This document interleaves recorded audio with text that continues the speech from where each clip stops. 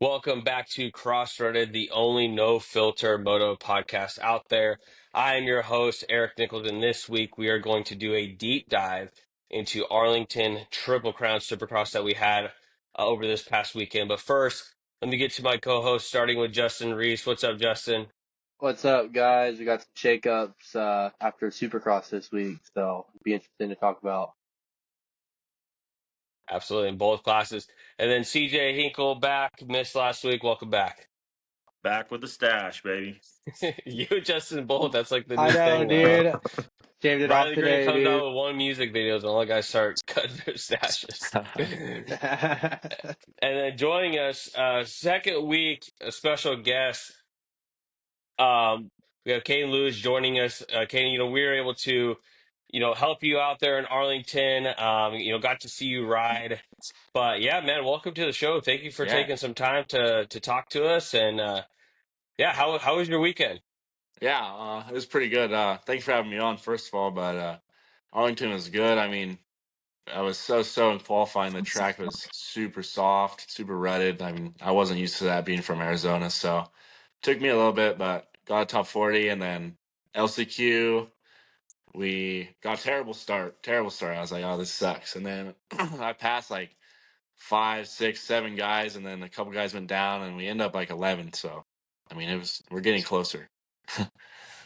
Yeah, no, that's what we talked a little bit. That it is a big difference, from the West Coast over there and into that Texas dirt. But Justin, we'll go to you. What questions do you have for Caden? First off, just wanted to say thanks for running the sticker today or this weekend, at Yeah, Supercross thank for you us. guys. We appreciate that. Um, you're kind of the local boy for us. You're kind of the fast kid in the area. So I followed you from work. You've gone from works to arena cross, now into actual Supercross. What is the biggest difference, that you would say? Is it like, going out there in front of, 50, 60,000 fans? Is that like a big difference, or is it like the schedule, with all the practices and qualifying and riding, in one day, compared to works, you maybe have, 2 races a day. Now you're doing, 5, 6 sessions on a Supercross day. So it's just that big difference, on the transition of the series as you've done and now into Supercross. Yeah, so I started out like racing works, obviously, my first couple years. Then I kind of like bounced around a little bit and then did works again. And then I switched to like pretty much just arena cross and supercross just because I feel like it fit more my style. But it's definitely like there is very little comparisons from like say works to supercross. Like I feel like it is so different. Even like arena cross to supercross, just like the track itself and how beat up it gets, how many people there is, and like the intensity is crazy. Like there is, I feel like no way to replicate it. Even like training for Supercross is like you can do as many laps as you want or whatever.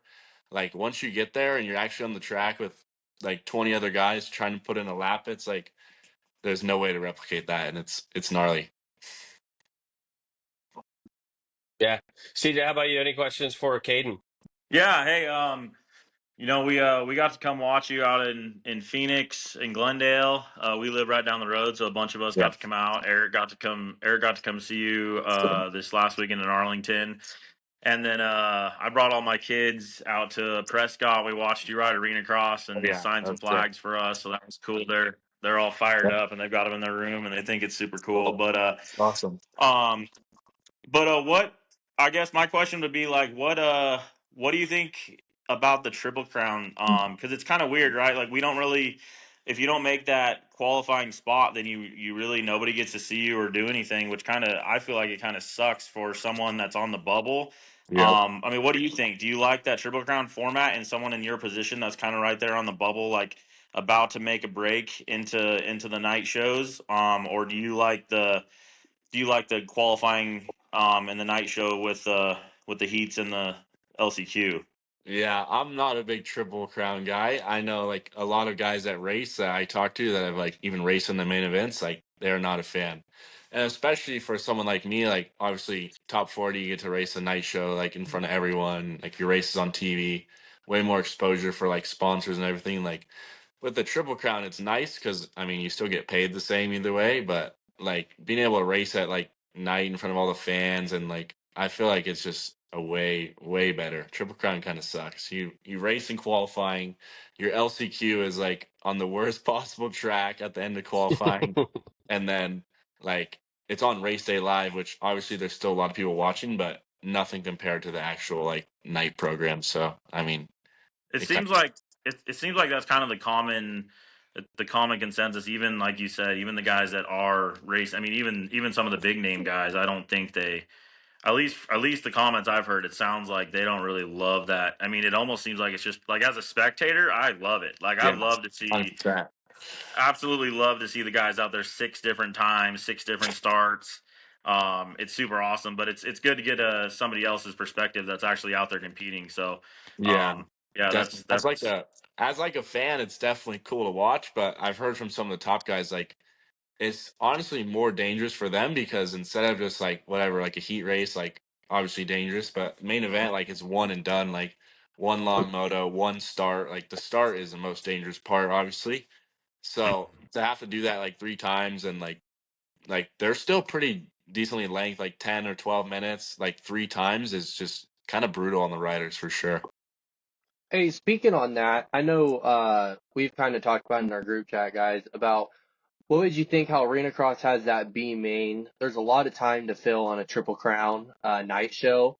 If maybe they took like the top, 10 guys, maybe fifth through, 11th or whatever, or fifth through 16 on each 250 and 450 and like combine them into like one B main, maybe even doing like a two B mains or something like that, just to give you guys, some night show track time. You guys are still out there. It fills all that time because Yeah. sometimes I think there was a 20-minute gap in between one of the races this Yeah. weekend. So Mhm. what do you think about that? Would that be something you'd be interested seeing them do instead of having some of the futures guys kill themselves out there?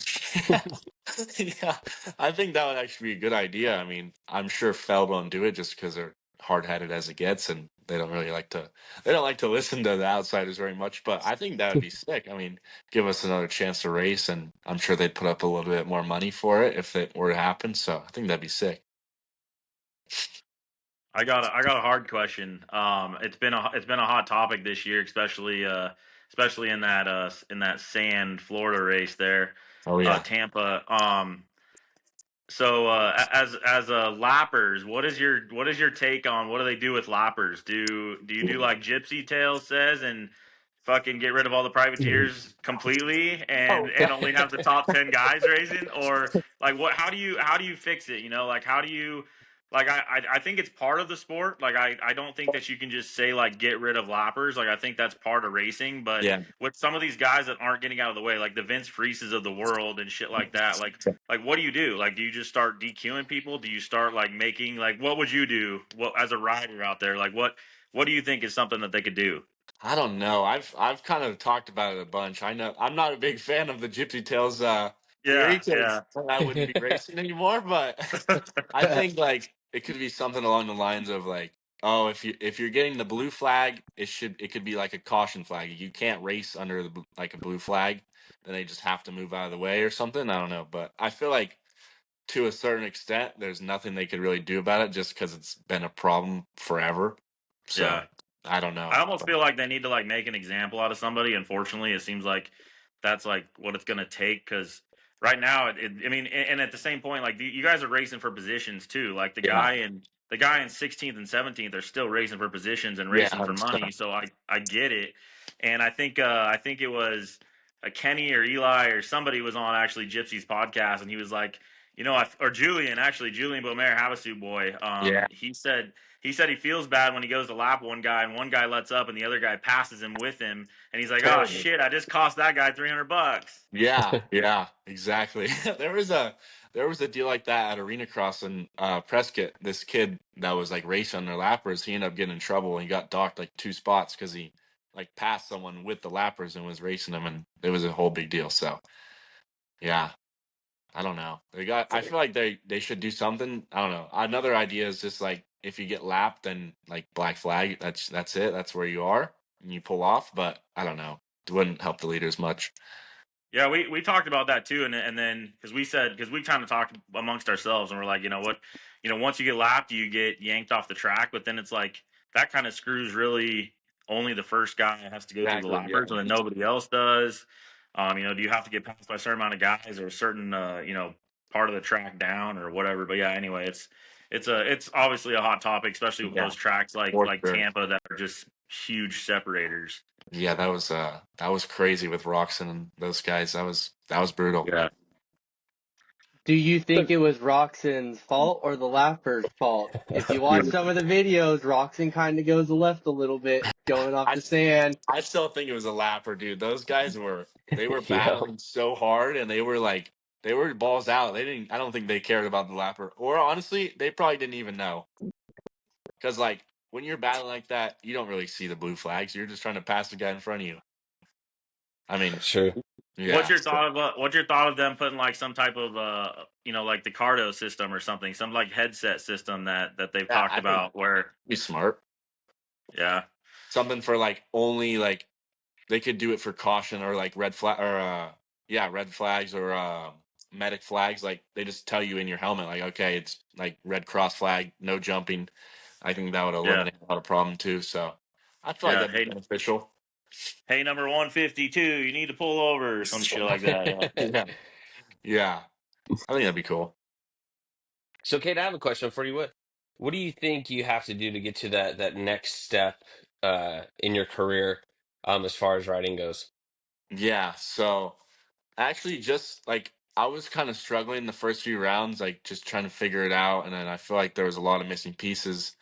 And then just the last couple weeks, I started training with Davey Millsaps, and like Okay. his program is like completely different from anything I've ever done. And it's like it's gnarly, like on and off the bike, it's gnarly. Like we've changed a lot, riding, a lot of technique and everything. And I feel like just gotta grind. Like his program's insane, and I've been like putting in the work. And just in the last couple weeks, we've already seen a big difference. So I think come next season, we're gonna be in the main events, no problem.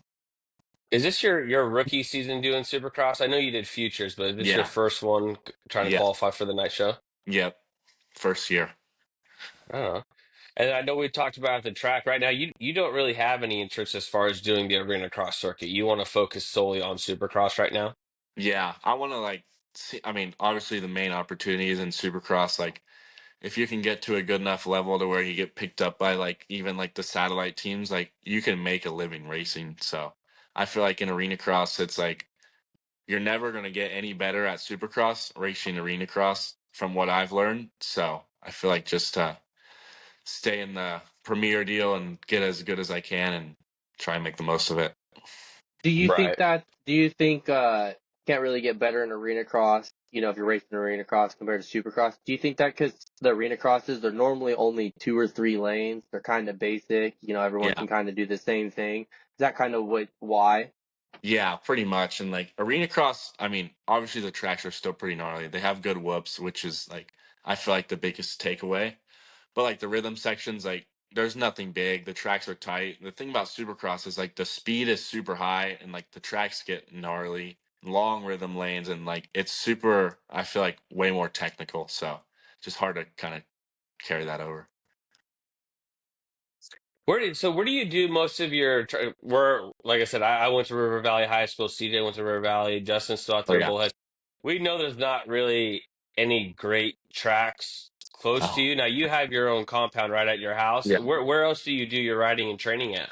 So everything before the season, I was pretty much in California like every week, just riding the tracks there. And there's really only like two public supercross tracks there, which are they get kind of lame after a while. So we were doing that all before the season, and then since I started working with Davey, we've just been riding at my house, just doing what we can with my track. So Right, that's cool. I was gonna ask if you were What's working the with Davey entry just because fee? I know he's right, right up the street working with Juju, yeah, but yeah, yeah, that which that's is pretty nice. cool. Yeah, it's definitely a whole another deal. Like it's gnarly. It's no joke, but it works. Are You you got to training tell. like side by side, Julian? I know Ryder D was, I think, with him there for a little bit. I think Benny Loss is another one I've heard of the names thrown out there. Yeah, yeah. Do you ride and train like side by side with those guys? I haven't, no, just because Juju has only been riding at like the KTM track in California, and Mm. then so I haven't ridden with him yet. I'm sure a little bit in the off season and stuff we will, but and then Benny is up in like NorCal. I'm pretty sure he just writes like Benny a program and stuff, but they definitely still work Okay. together. So I'm sure in the future we'll end up riding together, but nothing yet. But hey, you're Davey, working with the right guy. I mean, we Yeah. saw how big of a jump Julian's made, working with Oh yeah. Davey. So, Justin, what were you saying? Davey just needs to open that track up in Oh, I Yucca. know. So there's a legit track he can build, and That'd be that's sick. it's only 30 minutes from Kingman. Oh, It's close for us, it's close for him, and he don't got to drive to Cali all the time. yeah.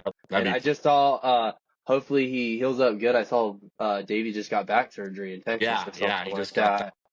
I was just on the phone with him like 10 minutes before this, so he said he's pretty miserable right now, but he's gonna be good. So everything went good. That's sick.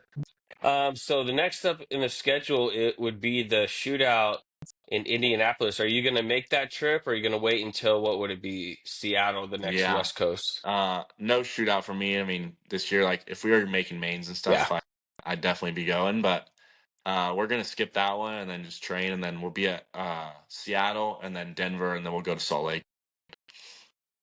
Right Yeah, on. Nice. those shootouts got to be, I mean, twice as hard to get into the main, right? Like Yeah, that's they're so extra you're gnarly. facing, yeah, yeah. I guess that makes a lot of sense. I Yeah, never thought about that, but yeah, for a guy that's right Spangle there. said the same thing. He's like, I gotta be realistic. I'm not gonna go to the shootouts. I see you yeah, guys. He didn't actually go race Arlington, but I know you yeah. guys, at least So, in the qualifying at Glendale, were fairly similar as far as speed. You guys were yeah, battling yeah. with I each think he other. was like right in front of me or something like .2 or something. So, yeah, he's a good rider though for sure. Right on. Well, Justin, CJ, either one of you have any other questions for Caden Since before we come loose?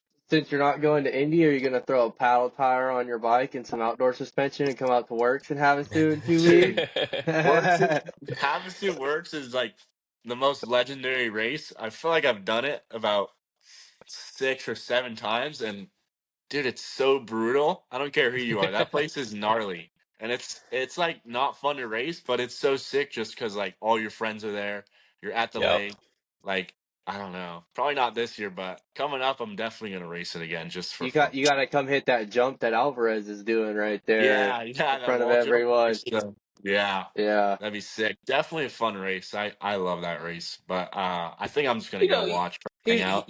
did you run a paddle at that race? Because I know when we raced it, CJ was going to throw a paddle. I'm like, dude, I don't think they run paddles at that race. It gets Not a Nah, paddle, too a dude. scoop, rocky. a Scoop scoop. A tire. scoop, Yeah. It's like even a it's scoop like tire. it's like 35% sand and like 65% rock. So Yeah. I skipped on the paddle. I know some people have, but I just ran like a normal like MX33 or whatever. But the rocks there are the worst. The Yeah. square edges, but the sand part's fun. It just gets gnarly because the lap time's like 5 minutes or something. You're doing just a ton of Whoa, laps. whoa, whoa, whoa, Brutal. whoa! Not for Yeah. all of us. Like six and a half over here. Yeah. If we break 6.5, we're high. Hey, I'm throwing a scoop on, dude. Watch out, open sea, dude. We're coming for you. Yeah. You're shooting bullets out of your rear tire Yeah. at these When is that? guys. Is that in like 2 weeks? Is it? Yeah, March 8th. March 8th. Okay. I'm gonna try and go watch for sure. I've gone the last few years and just watched. It's so fun. It's hard to beat the Havasu vibe, spring break, Dude, you motocross can't on the beat it. lake. I mean, You Yeah. cannot beat that's a it. scene right there. It's just Hey, cool. I just one last thing I had was, I mean, just not that we're a huge platform, but I mean, you got people to thank and sponsors, and who's helping you out? Who do you want to say thanks to, and who's helping you get to Yeah, these yeah, rounds? And sure. I'd like to thank you guys for having me on and helping out last weekend. It's definitely helpful for me and my program stuff. But my parents have been a big help. We got Gator Wraps, Gaskin Service, Active, Fusion Graphics, FMF, Phoenix Suspension, Dunlop, W Wheels, and just the whole crew. We got a pretty good crew behind us. So hell yeah, yeah. Right on, man. Well, cool. I would say maybe let's give this an invite to your compound, but I think those jumps are gonna be too big for us Nah, anyways. we got outdoor track too. Come on out when we get some rain. Be fun. Hey, Hey, there you go. get some goon riding, dude. We'll just end Yeah, up on one of his let's do hey, you it. can Instagram reels, practice for some dude. lappers. Let's do Yeah, Yeah. it. Yeah, right. you gotta pass the lappers. All Yeah, right, Kate. Well, let's thank do you it. so much for joining, man. It was really Yeah, cool to thanks for meet you having in me on. Arlington. We'll keep an eye out. Best of luck in Seattle. Sure. But yeah, man, we'll keep in touch, and yeah, we'll always support the local boy for sure. But yeah, Yeah, thanks thank for you, man. joining us. Yeah. Hell yeah, Have a thanks, good one, man. guys. Good Thank Yeah, you. luck. thank you. Sweet. See ya. See ya. All right, Kaden Lewis, another privateer had our first guest last week. Brandon, got a little idea of what he went through. He didn't even make the trip out to Arlington. Um, with Caden, this is being his first season, so he wants to hit as many as possible. But I mean, it's not surprising, right? When you see some of these lower end privateers, like I'm not even going to go to the East West shootout. It's not even worth my time. Yeah, I never really thought about that until he just said that. But I mean, it makes complete and total. I mean, it's just common sense. You're going to stack on a whole nother coast of guys that are going to take your spot to try to make the main. You're already struggling to make a main on one coast. Yeah, I mean, it only makes sense to stay home, train, save the money, save all that. Yeah, Especially where it's especially at Indy, like it too. ain't going to be Yeah. close. Like that's a trip right there. Which I'm so kind of surprised. It's weird. They've done all the East Coast West or East West shootouts. I mean, Indy and Philly. I mean, that's favoring East Coast guys. It would be cool if they threw one out here. I wish Yeah, Glendale would have I been don't know sick. Glendale would what be a the issue sick is with the East West. scheduling. The schedule is so like weird. The fact that West had to go back to back Triple Crowns after getting a 2 week break, like the That's Triple Crown weird. should Yeah. always be shootouts, and yeah, they should spread them out just like they do SMX. One on the West Coast, one Central, and then one on the East Coast. Hey, But what if they ran a Triple Crown at Daytona? well, they thought about like how come that's not a showdown either? But I That don't would know. be I a guess it's sick just showdown. travel. That would be a East West at Daytona would be a sick showdown, Yeah, there's no reason it shouldn't be. I mean, bike week and everything. especially with it being a Um, longer track. yeah, no, exactly. Well, cool. Yeah, shout out to Caden once again, repping our sticker, getting us out there for some exposure. Really cool kid to get to talk to. Let's jump right into it, boys. Arlington, there wasn't a lot of big headlines going into it. The biggest one that I heard, Justin, was that Hayden Deegan's no longer working with Christian Craig. It was not as close, back with Swanepoel, the team trainer over at Star. But I mean, the results look pretty good, Justin. But what do you think about that move? Yeah, I think I kind of heard him talk about it. I think it was in the post race. Someone brought it up, and he kind of said, "Yeah, I went with Christian to kind of work on some things," and he felt like I guess he said felt like he lost some intensity, riding by himself, and then when he went back, with Swanepoel and riding with the group, that intensity came back, and it definitely showed this week. I mean, he came out even right in qualifying. It looked like he just had something to prove. He was just on fire, pushing through everything. And then once that main dropped, I mean, he was on a mission. Yeah, and Yeah, then see, I mean, who knows? I mean, there's rumors. I mean, they are really close friends, and maybe I mean that's got to be hard to train with someone that's really close friends with you, but also Craig is getting ready to come back riding as well, so maybe his attention shifted. But I mean, yeah, to me, I feel like it's a no-brainer if Swanepoel is the head trainer for all of Star. I mean, iron sharpens iron. That would make sense of why the first couple weeks he kind of showed up like he was kind of like had to catch up to the crowd, yeah. versus what we saw this weekend. Yeah, I mean, I liked what I saw from him this weekend. I mean, he looked sharp, he looked fast. And the biggest thing that I liked, and I don't know if this is just him being humbled the last few weeks and not coming out like he thought he was going to at this season, or if being at the track with the other riders, or if it's Swan and Pool's influence. But I thought he seemed like a very humble Deegan. Hmm. He was not running his mouth. He wasn't cocky. I mean, even when he could have been, even when he waxed their asses, I mean, he could have went up there, said whatever he wanted to say, and it was, hey, I'm here and we're racing, and it was very professional. It was very, I mean, I think even RC and some of those other guys were like, wow, we thought we were going to hear some noise, and Hmm. so I don't know. I mean, I like that. I Deegan's got talent. My biggest gripe with him has always been he just seems to come off super arrogant, and I feel like he gets some of it from his dad, and I don't know. I mean, obviously we don't know him personally, but he has those moments where he pops off for no reason. It seems like he does some dumb shit, and I don't know. Maybe a little humble pie and getting a little bit more serious and trying to not play so many games is part of his games here, and I don't know. Look good this weekend. Yeah. No, and then I mean, really, no other developing news that came out. I know we kind of heard after Juju was going in there dealing with a shoulder injury. Not sure what's going on with that. Of course, they don't tell us in this sport. But also going into the weekend, military appreciation. I know we saw some fire kits, including the bikes, top to bottom. Um, to me, there's a couple that stood out. I thought Joe Shimoda's looked good. I know, see, you're not a fan of the all black, but No. he had the all black kit with red boots, and he had two handguards on. Two Shout out to handguard was him. He nice. finally That put the thank second dude, one on. I about think they've damn been time. listening. Yeah. Yeah, for Yeah, real. I don't know if Joe or his mechanic's been tuning in, but thank God for putting on There's that no second other handguard, reason why dude. they would just all of a sudden just maybe it's Yeah. Thrasher winning with two on. They're like, hey, maybe we should give this a try. Yeah, these I guys didn't these Uh, guys are these guys I are didn't flaming hate us. yeah.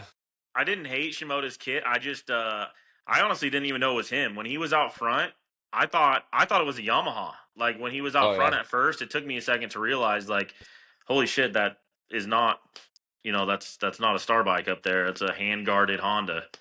Yeah. But Well, it's but because yeah, no, Um, I think it looked good. that's I because there liked was two of them. yeah, I liked the Kawasaki kit this year. They seemed to not really participate a ton. yeah. But I think that they had a pretty badass looking bike this weekend. Had quite a bit of chrome on it, right? Yeah. On the back.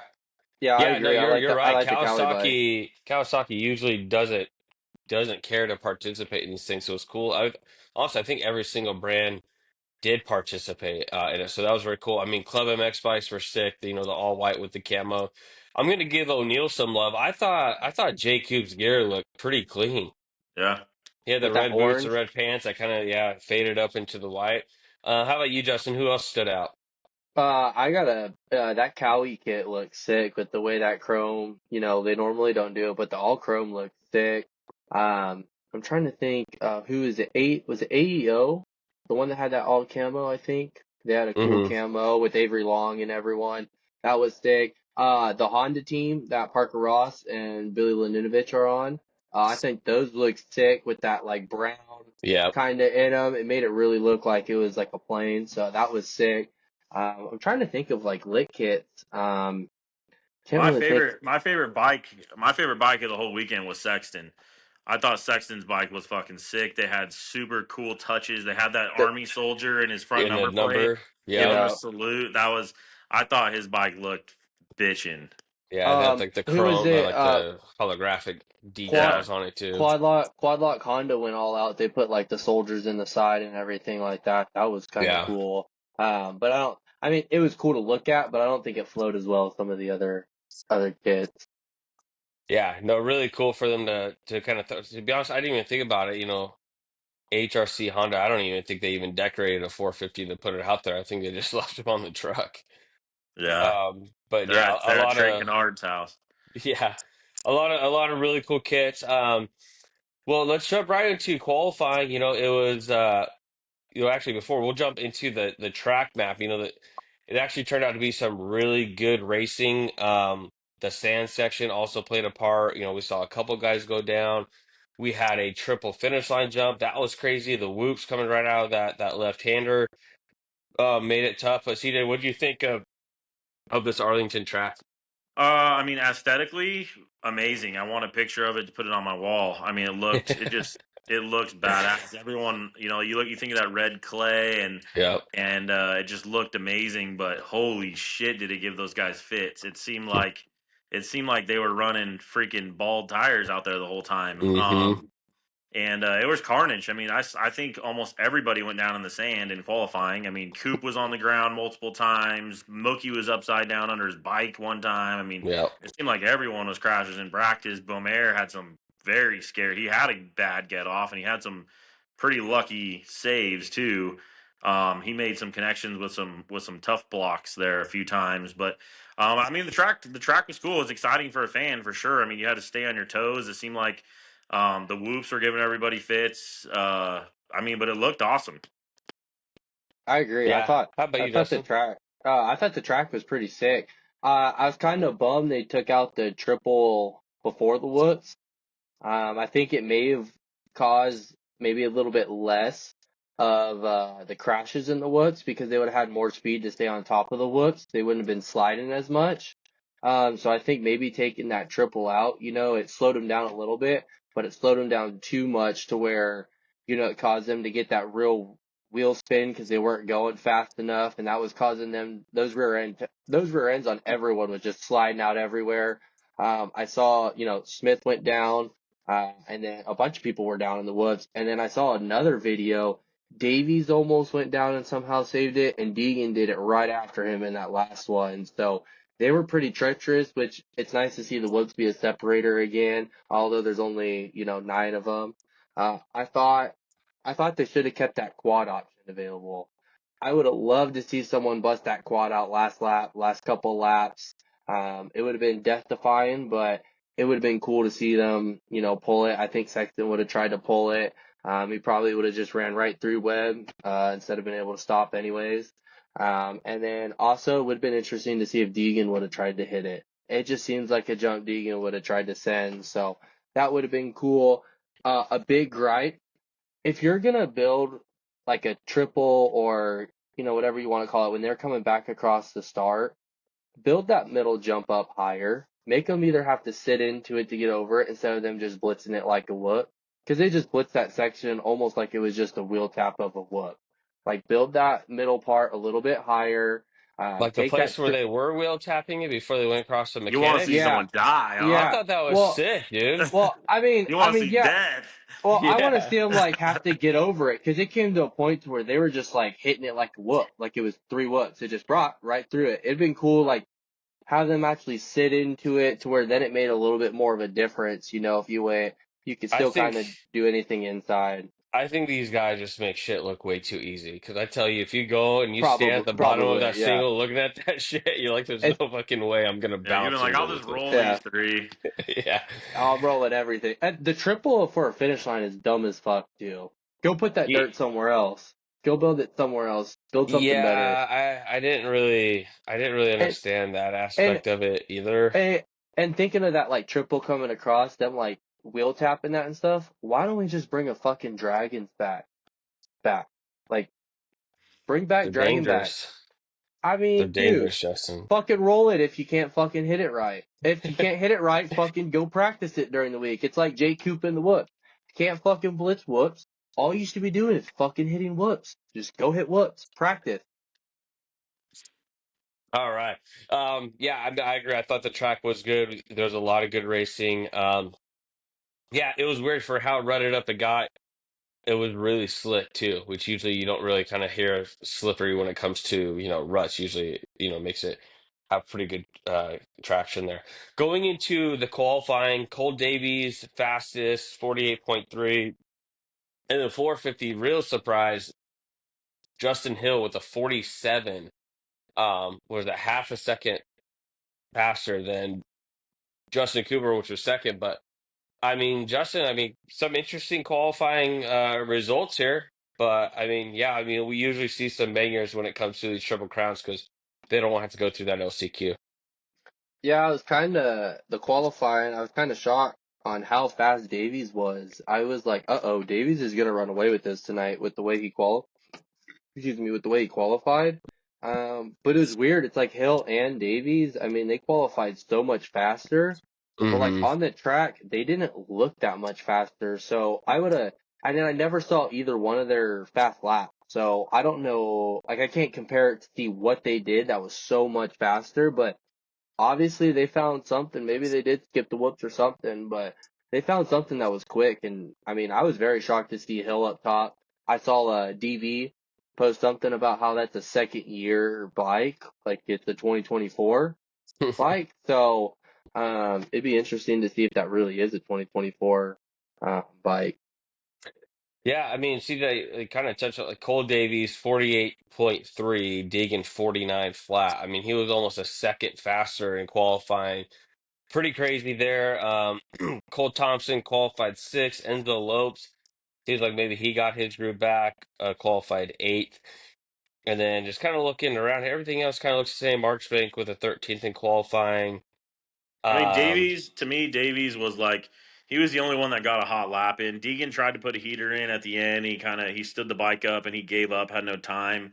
Bomer tried to die a few times. So I'm not. yeah, it was super fast, but I'm not so sure that Deegan and Beaumer couldn't have been up there closer if they were able to put in a lap. I mean, you got to do it. Everyone has the same amount allotted time, but Deegan, I mean, they showed him on air trying to put in a heater, and he just was making errors and just called Hmm. it quits and pulled in, had no time, and Beaumer was on the ground and in the pit trying to get his shit fixed. So. I mean, yeah, I think Cole was ripping. I thought what was crazy to me was like Justin said there was Hill put in multiple Hmm. fast laps. They were talking about him the whole time. And I don't think I saw him on the screen once. Like, what the hell are you guys doing? The guy's out there Yeah, Yeah. flying, and we're watching fucking Benny Bloss roll around. Like, what's going on? Like, it's race day live, but these guys still have sponsors. He's out there fucking ripping.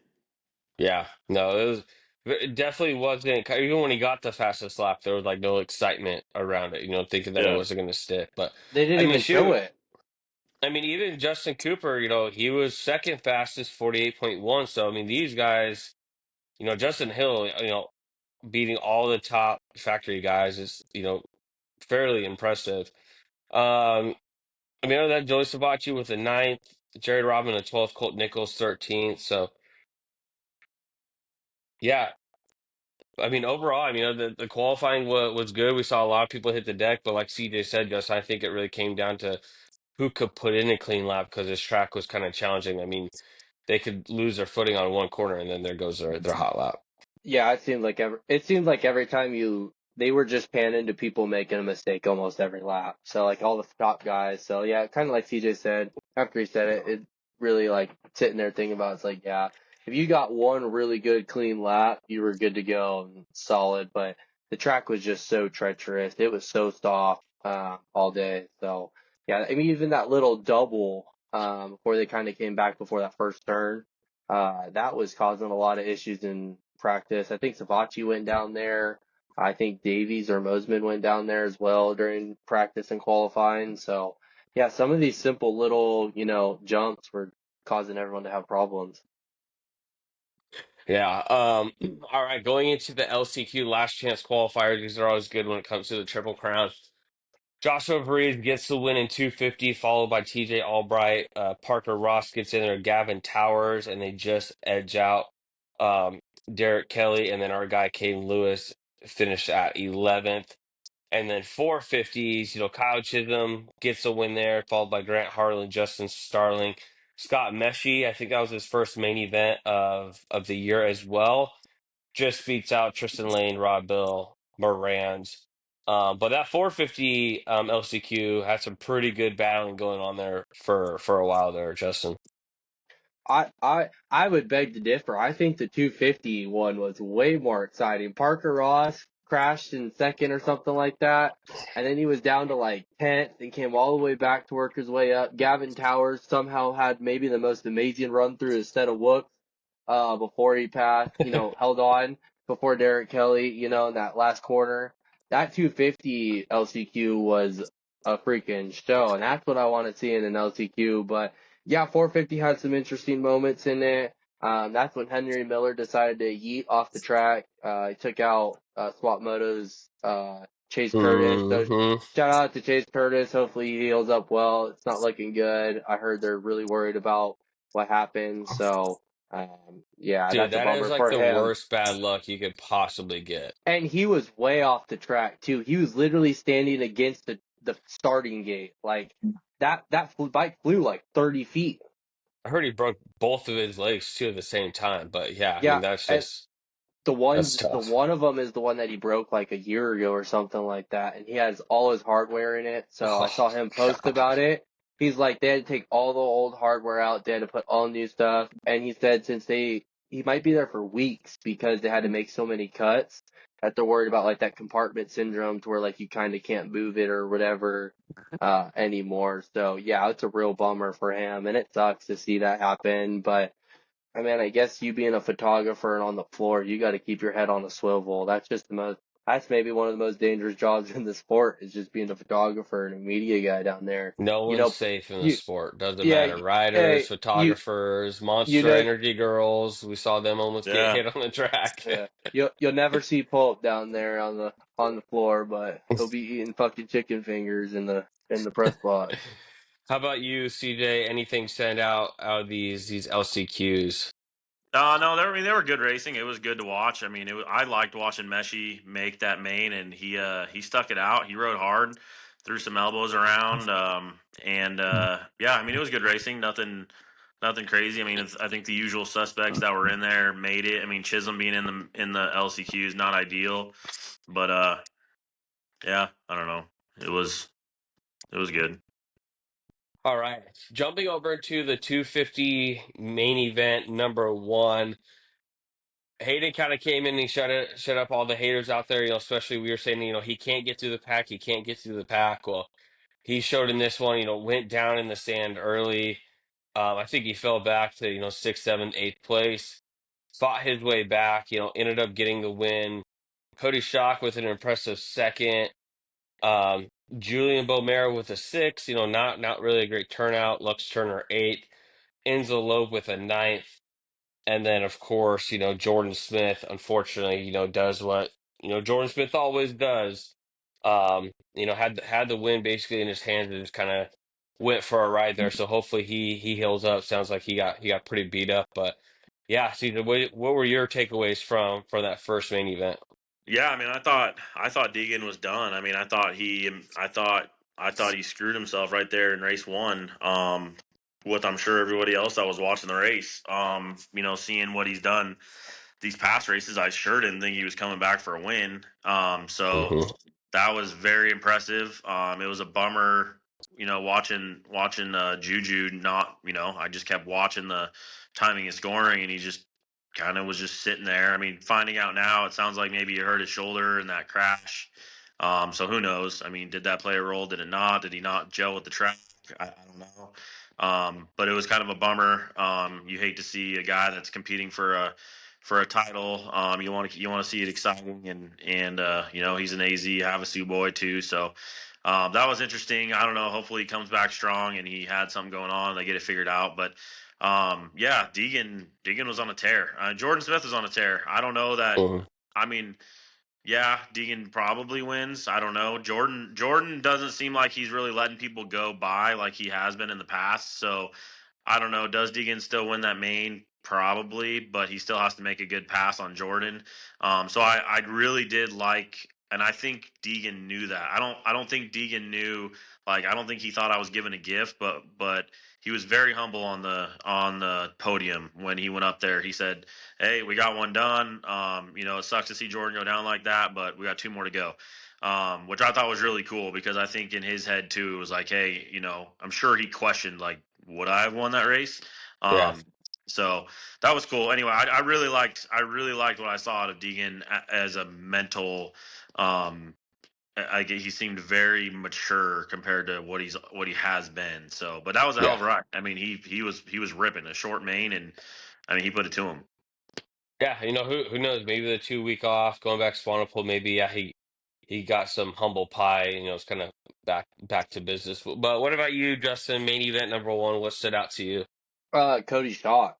I think Yeah. Cody Schott, I mean, not only was he in the lead, he got passed by Jordan Smith, and then he came back and gave some business to Jordan Smith. Like, it was cool to see Cody battle, and normally when he gets passed like that, he just starts dropping. It was cool to see him, kind of give it back, kind of fight for it. Yeah, sucks to what happened to Jordan Smith, but I mean, that seemed like to be the theme of the night. Those whip sections, if you couldn't get through that whip section, you were screwed. I mean, it was claiming people left and right. When he went down, there was a rider already down on the left Hmm. side. So I wonder if maybe that kind of played, maybe he backed off a little bit or something, or, maybe it pulled his focus a little, but he went for a hell of a ride, and hope he's all right. Like CJ said, Deegan was on a tear.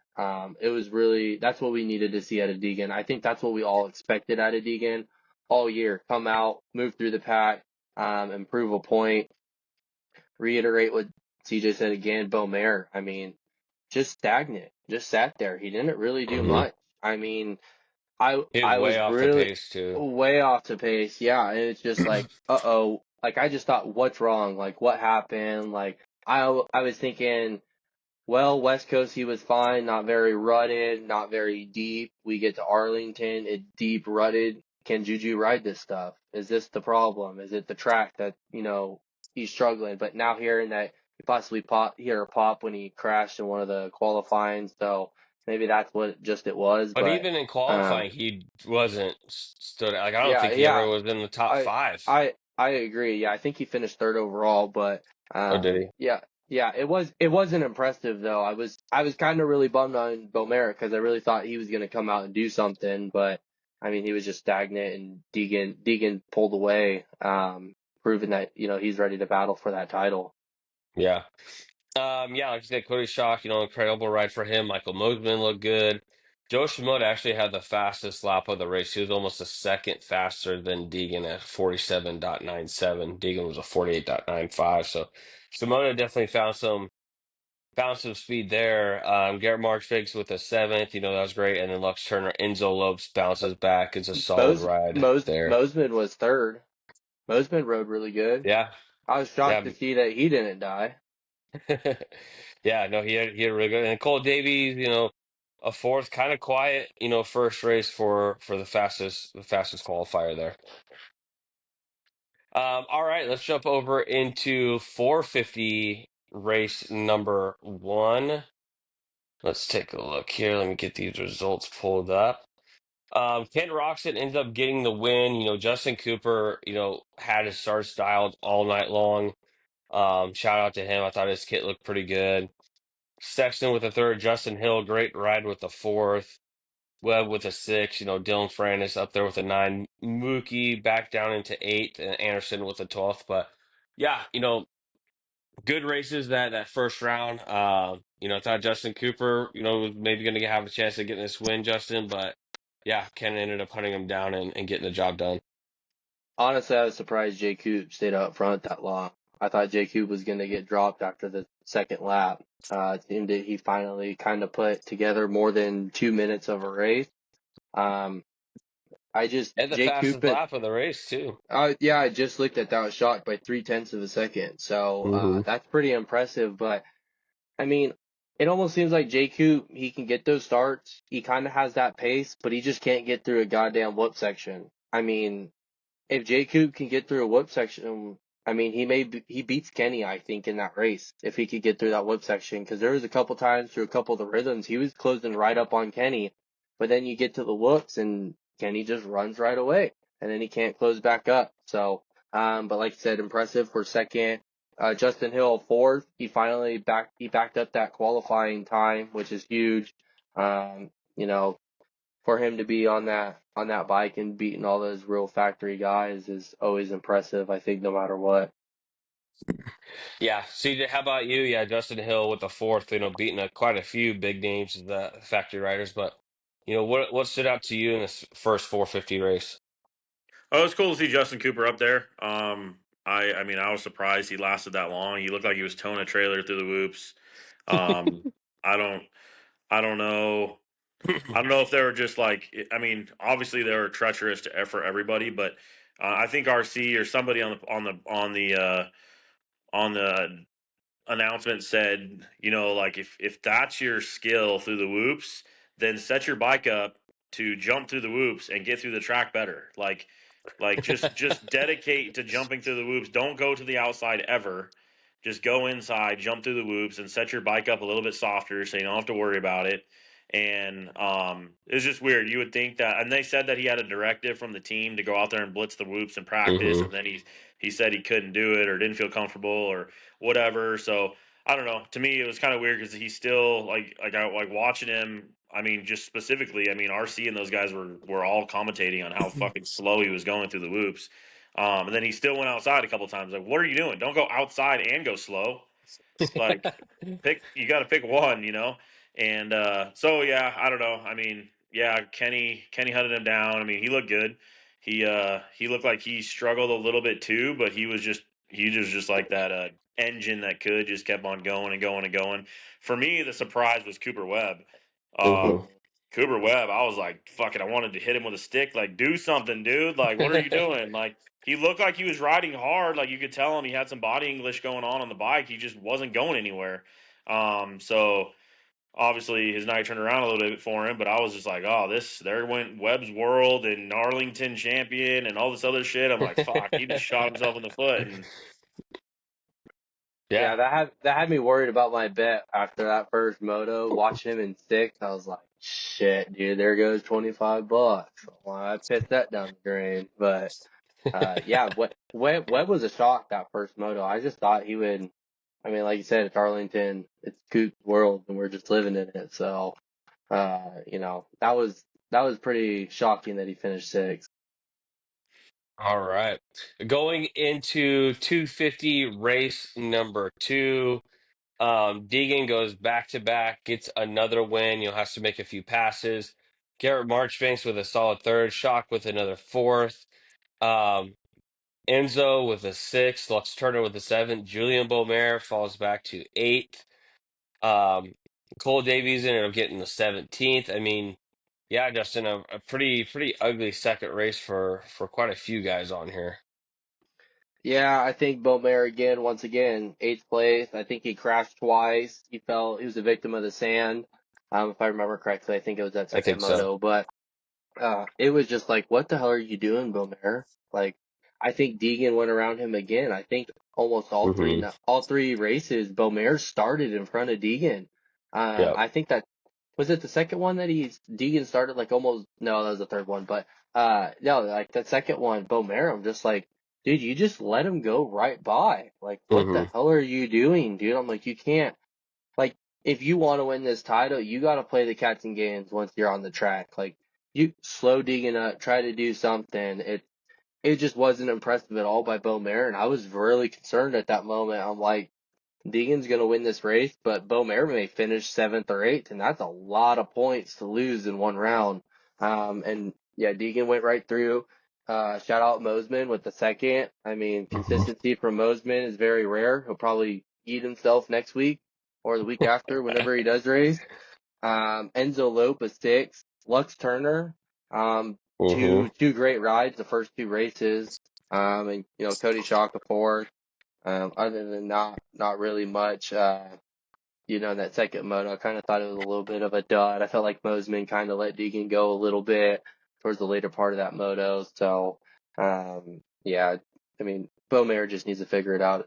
I can't explain it. Yeah, I mean, Juju, he just kind of seemed flat all day. There was really no one to challenge Hayden Deegan. Deegan had to go down and still had to fight his way up to win just for it to even be somewhat of a battle. But I mean, CJ, what about you?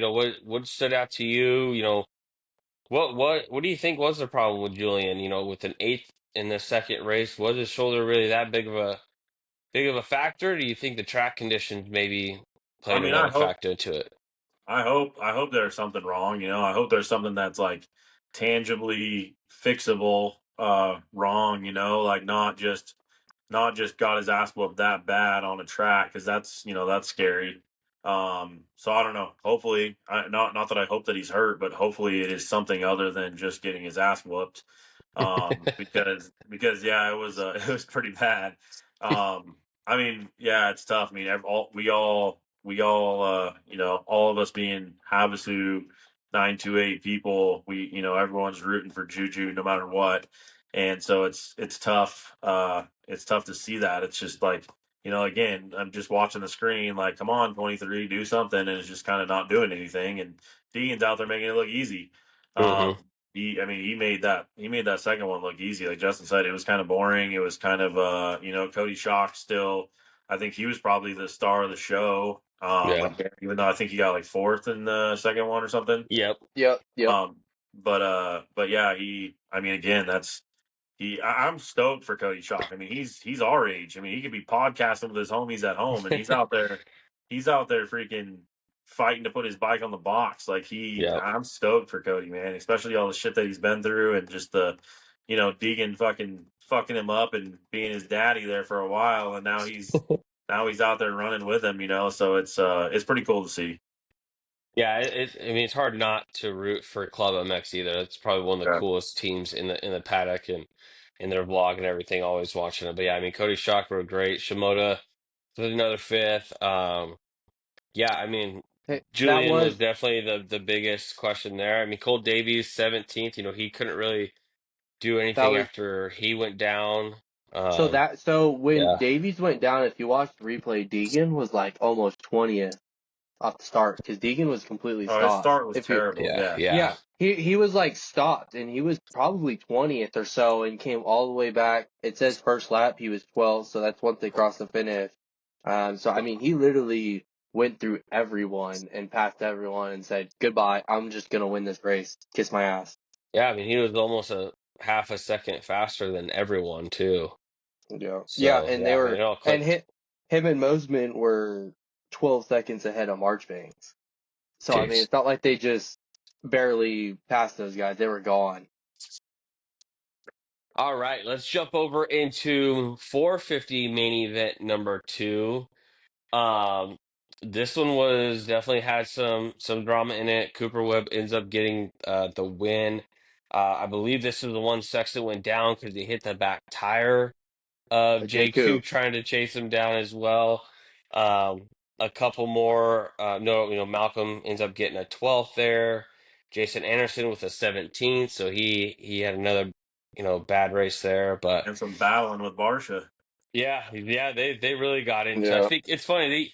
He got Barsha back and hit him hard as shit, and and Anderson He was the one got that didn't get the worst of it. Like yeah. Yeah. Well, that Barsha and he still got a got ninth. and I think Anderson got talking to by the AMA, some type of fine or some type of written memorandum or something. And I was like, "Fucking Barsha hit him first." Yeah, yeah, Yeah. It's always a yeah. retaliation they're always gonna get. It's like, fuck out of here. If you hit me on the track, I'm fucking coming for your Well, front Yeah. tire. You got especially something coming back. I mean, they did it. Anderson did it in qualifying to with Coop. Webb. Yeah, yeah, Yep, yep, I did see that too. yeah. That was an exciting part of that race. Yeah, I mean, I love to see that. I love that aggression. I knew in qualifying as soon as Webb, and I know Webb was just trying to go on a heater and he had no time Hmm. left. But you knew, as everyone watching that shit knew that as soon as he ran in on Anderson went from like I'm gonna go pull off and grab me a chicken sandwich to Yeah, oh hell no. yeah. And so it was pretty cool. That was exciting. But anyway, back to the race. Yeah, I mean, I don't know. I mean, Sexton looked like the man to beat. He just he needs to figure out how to not beat himself. Like it Hmm. seemed like I don't know. It seemed like an over aggressive mistake right Yep, there. And I get it. That track, maybe he felt like it was urgent and that was his place to get around him or whatever. I understand that you can't lollygag either. But I'm not on the bike. But it just to me it seemed like it was like a almost like a hey, slow down and just chill out. It's Justin Cooper. You don't got to panic that hard.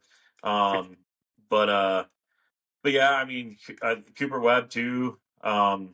He's just I don't know, dude. He doesn't even look like he's going very mm-mm. fast on the track. Like you watch him and he just looks like he's just like if you were to just like put everybody all over the track and watch him, I don't think anybody in that entire fucking stadium would say, "Oh, the guy on the number 2 bike is the one that's winning." Like Yeah, it's just he just doesn't look like it. But he just I don't know, man. Like just the way he turns down in those ruts and the way that he just he's just a crafty little son of a bitch, and he gets it handled, and it's wild. It's awesome to watch. Like it honestly like when I see him and I see him coming up, I'm like, how is he catching these guys? He doesn't even look like he's on their same level, and he just yeah, creeps up, creeps up, creeps up.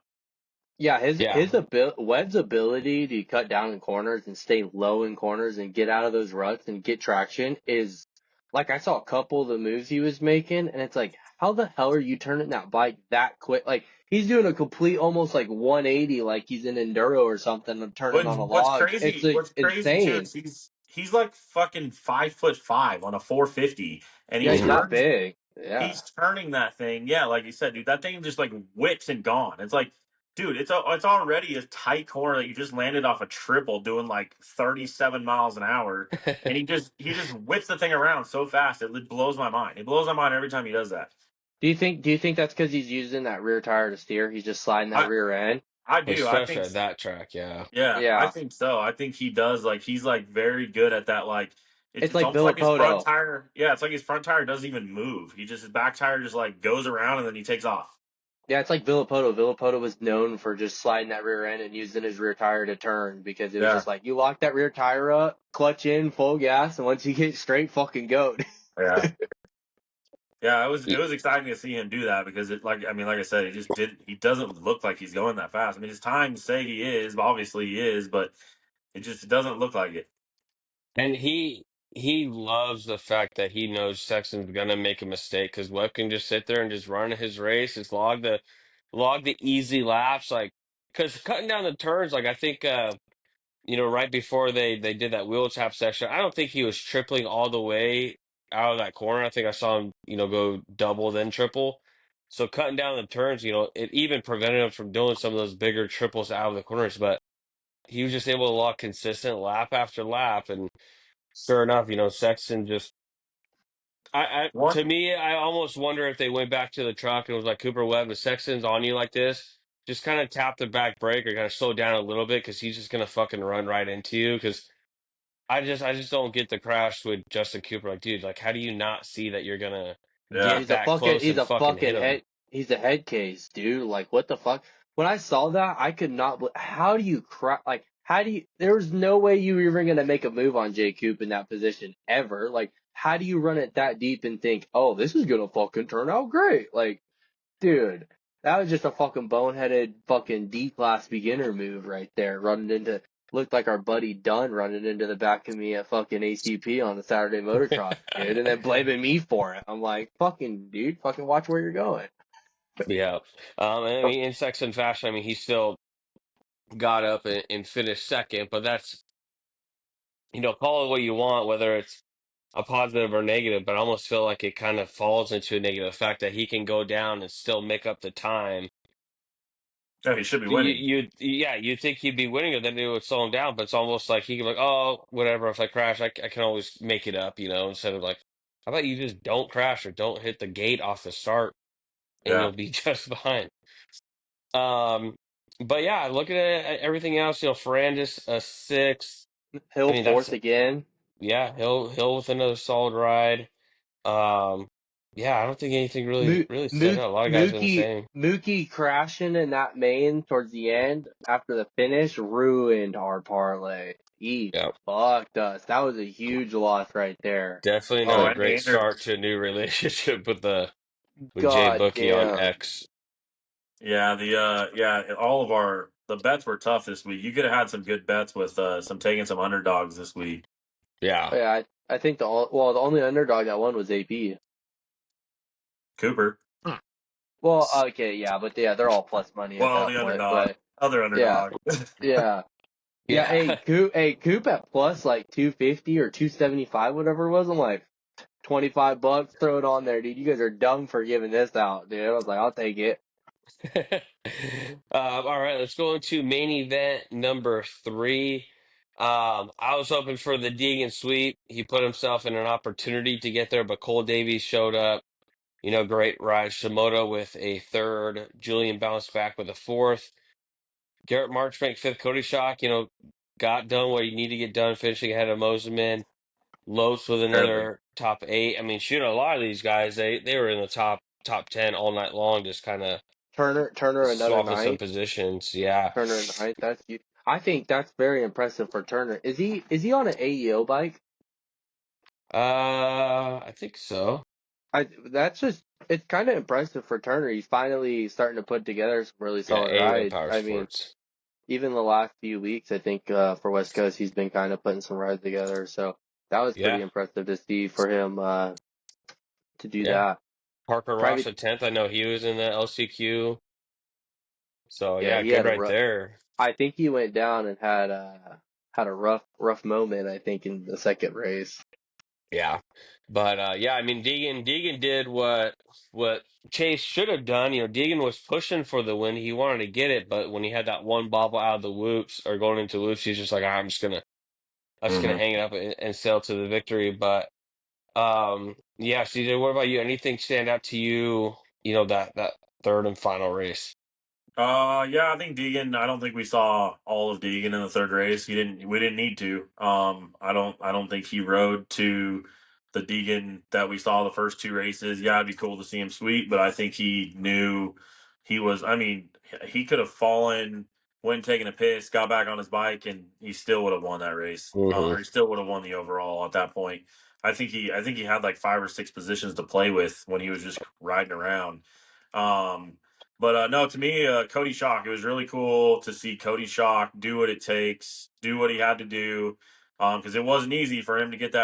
that first podium, and he was banging bars with Moseman there at the end, and even the two guys that were trying to take the podium away from him was Moseman and Shimoda, and they were both right fucking there on his ass, and Yep. he stayed in the fight, and he actually ran it in on Mosman there at the end to make sure that he stayed. Ended up being second, but still, very easily could have been fourth or fifth place ride. So that was awesome to see Cody Schock up there. I mean, you saw his post like, "I made it, we made it. Like this is what Hmm. we've been working for." Like you think about all of us as kids or anybody that does anything, like this dude's been doing this his entire life and 30 something years old. This is the best finish. I mean, he's on the podium, Hmm. literally living our fucking dreams, like every little kid that aspires to be a motocross racer.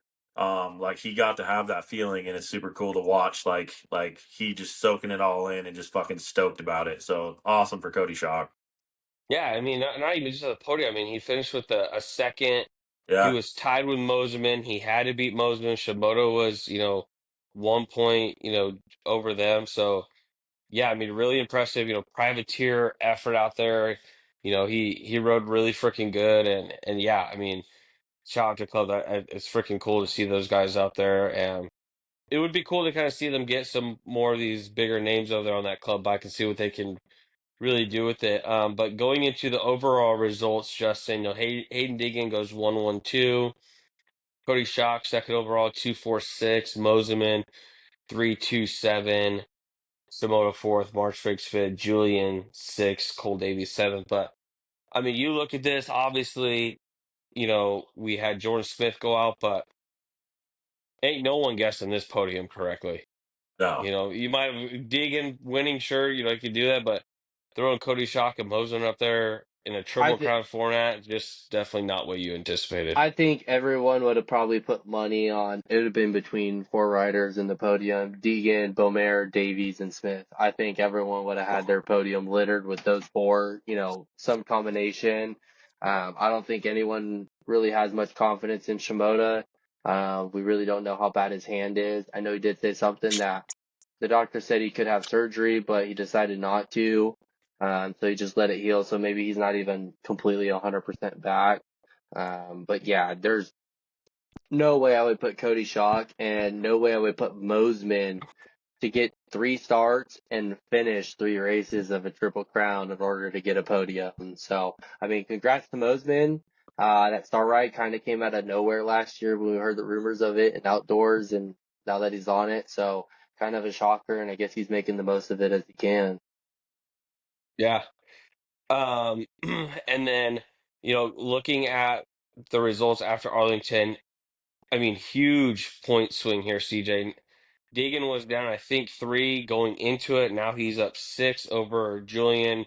Obviously, Jordan Smith, he's basically out of it, and Cole Davies 87. I mean, it's still a two-man fight, but I mean that's a lot of points in one race for Deegan to make up. I think it's 9 total to get this Yeah. lead back.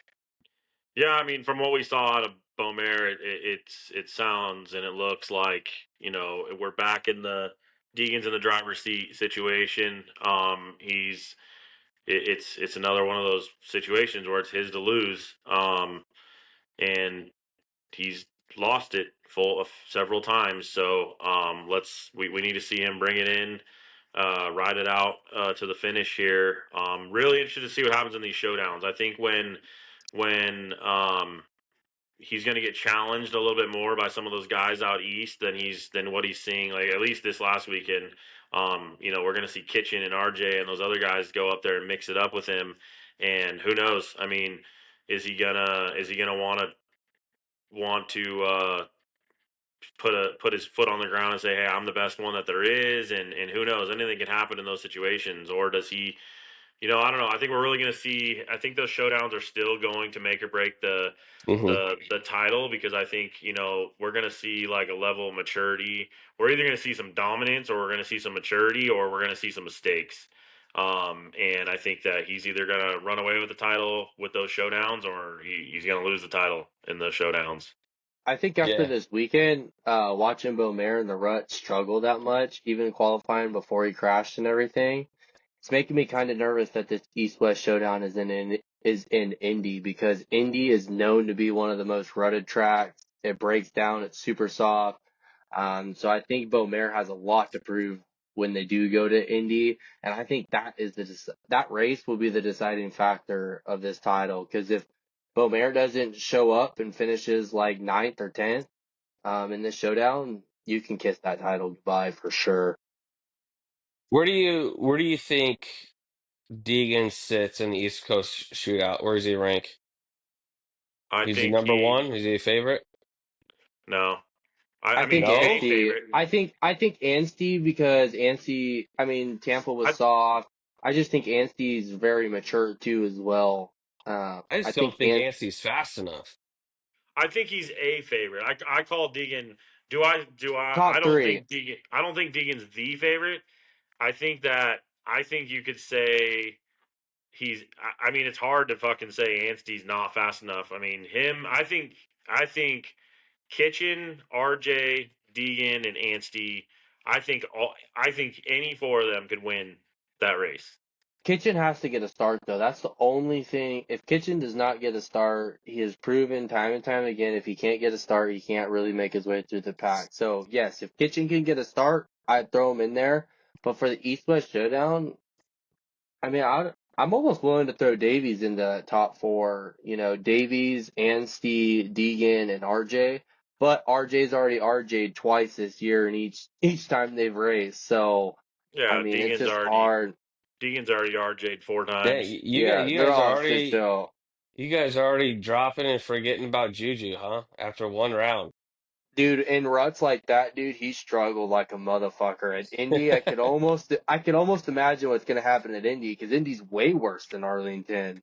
And Beaumare shined on the West Coast, and it's all hard pack and hasn't been very deep or rutted. So, that does play a factor in some of these guys' riding ability. Deegan, they train out in Florida, softer. Beaumare's out here West Coast, Corona area, Temecula area, hard pack, slick, blue groove. So that does make a difference when you go east. Look at Cooper Webb. He's not always great on the West Coast, but you go East Coast, you're fucked.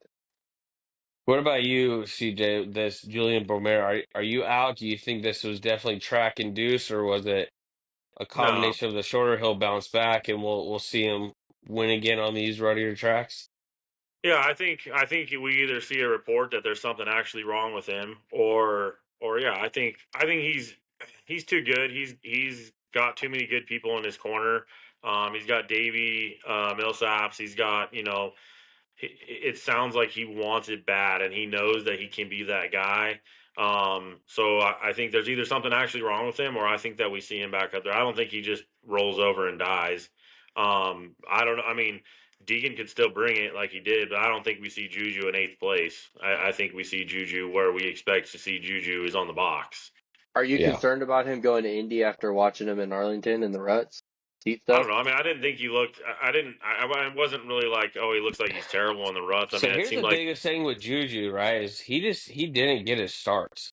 yeah, He usually gets great Yeah, starts, and I don't think he got a that's good true. start in any of these races. And as we saw, most of the time he went backwards, But I mean, in in the Glendale, pack. in Glendale, he got two whole shots, went down, and then moved his way through. So it's not. It's hard to say it's because it starts, because he's proved that he could make his way through the pack. But I think I mean, I guess that's Glendale, only Glendale. I Glendale think had a it's only few Glen. more bigger jumps that you could really make up a lot of time, like especially when you're jumping across that straightaway that these other privateers weren't hitting. But Do you yeah, I do mean you it's think going to do be you think interesting. Deegan would have hit the quad no, if they kept it? no. I mean I think if he would have hit, he probably would have done it on press day. I mean it was there, He but didn't I even don't hit the know. I triple. mean He you didn't even hit the see, triple in Glendale until 14 other people hit it, and Beaumare hit it in front of him. Yeah, but I mean, you saw Sexton even when he hit on the 450, he even had to He stretch that stretched shit that, out yeah. Yeah. to That would get have been there. so sick. That would have been so sick. Watching Sexton hit that quad and then watch him just T-bone Webb and they both are down. They're fucking. I can just picture it already. Well, speaking of that, going into race number 3 of the 450s, man, there was drama. I mean, Sexton just makes everyone do face the palm again. The guy can't get it out of his own way. I think at this point, everyone's frustrated for him. Hits the gate last week. This week, didn't even have to win to get the overall. He was just fine where he was, but gets over aggressive, tries going in for that pass. It honestly was same thing that happened with JQ. Literally just tipped the back tire. But yeah, Josh, I mean, CJ, we went into it last week. I was out on Sexton that you can't, if you're crashing while leading, whatever, but hitting the gate in a main event as a previous champion Ports leader, hitting the back tire of two guys, like, and honestly, he did the same thing last week too when he was trying to come through the pack. But I mean, it's hard because you still put him as, yeah, he has a chance to win this title still because of when Yeah. he does put it together, no one can keep up. Yeah, no, and it's funny because I actually watched the race back again with my son, and it's funny. I knew who won. I knew everything that was going to happen, and I'm still watching race 3 of the 450s. And with like 3 minutes left, I'm like, how the fuck can Cooper Webb win this? Right? Like Yeah. you're watching that race with 3 4 minutes left, and there's no way in hell that Cooper Webb can win. Yeah. And even my son, like he kind of had saw some stuff on TikTok and whatever. He didn't watch the race initially, but he knew Cooper Webb won, and he's watching the race and he's like, I thought Cooper Webb won, and I'm like, he does.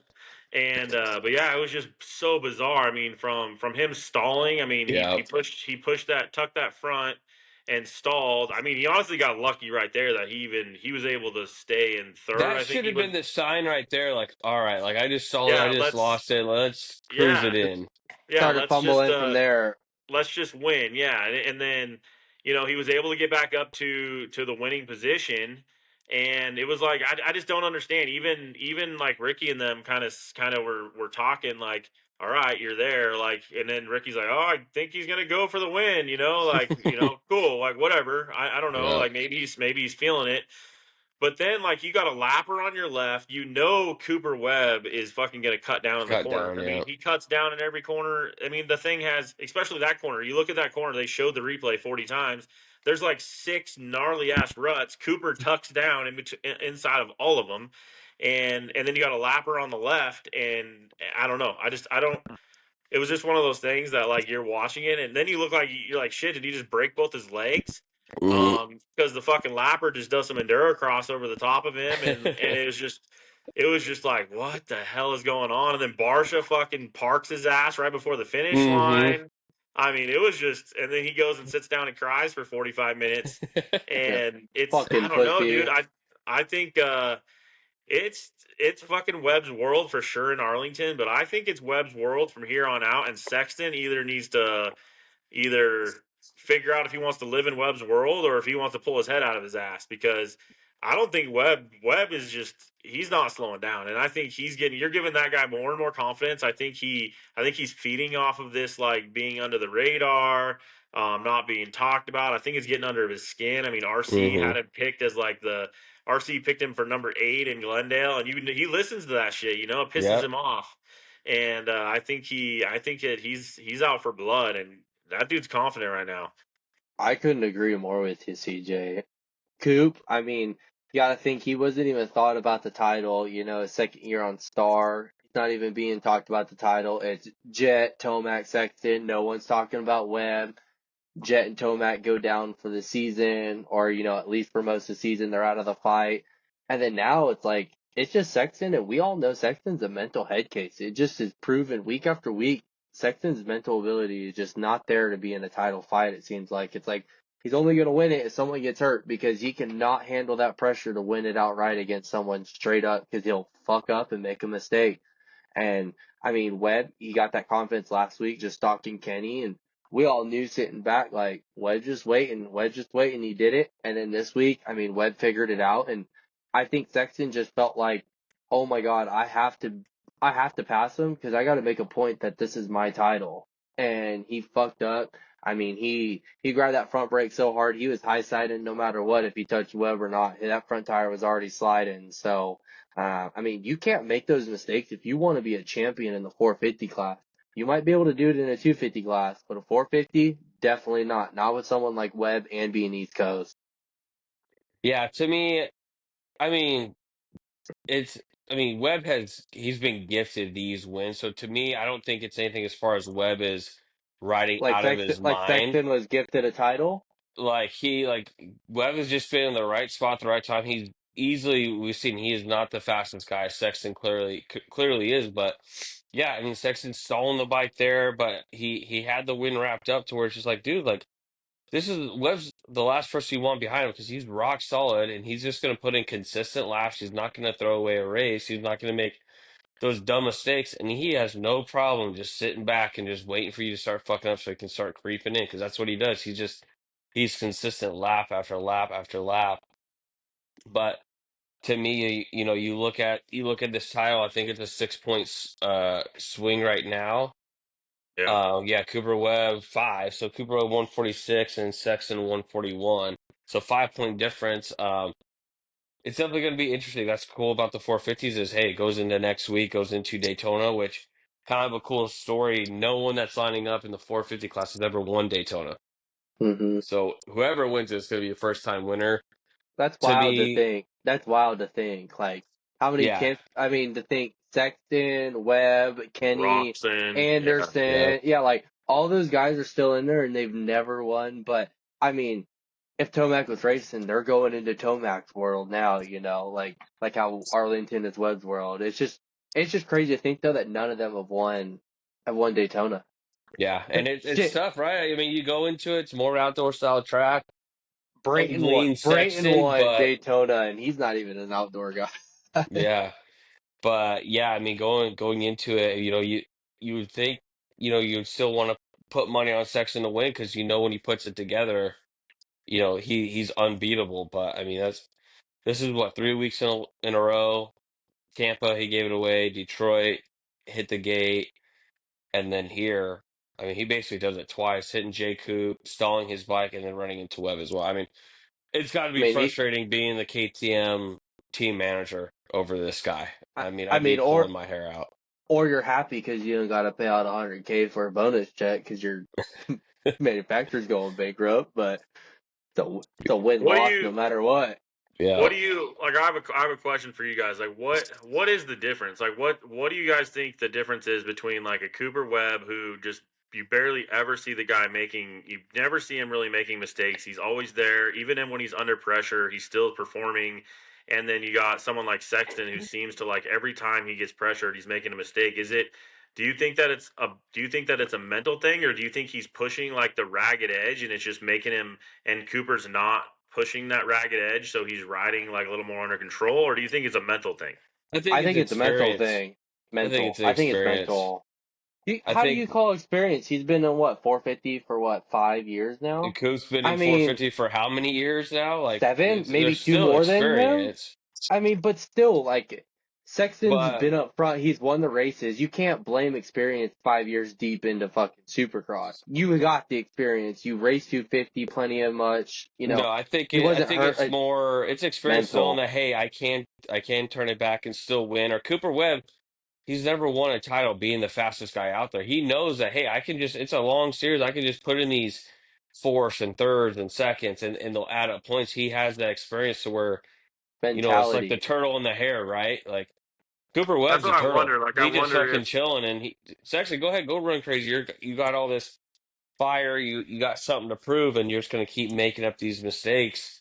Whereas well, that's Cooper what I Webb's like, wonder. dude, this is long, man.